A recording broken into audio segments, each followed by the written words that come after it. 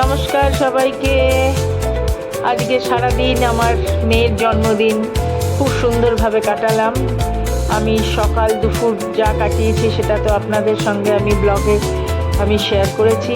বিকেলবেলার cake cutting হলো, তারপরে আমরা ডাইনিং চায়নায় আমরা খেয়েছি এবং অপূর্ব খাবার। আমরা সারাদিন ফটোশ্যুট করেছি, সারা সন্ধ্যেটা পুরো ফটোশ্যুট করেছি। আজকে সারাটা দিন ভীষণ আমরা ভালো করে কাটিয়েছি এবং ওখানকার যা খাবার, সেই খাবার আমরা খুব ভালো খেয়েছি। চলো আজকে গুড নাইট জানাই। তোমরা সবাই ভালো থেকো, আমরাও ভালো থাকি।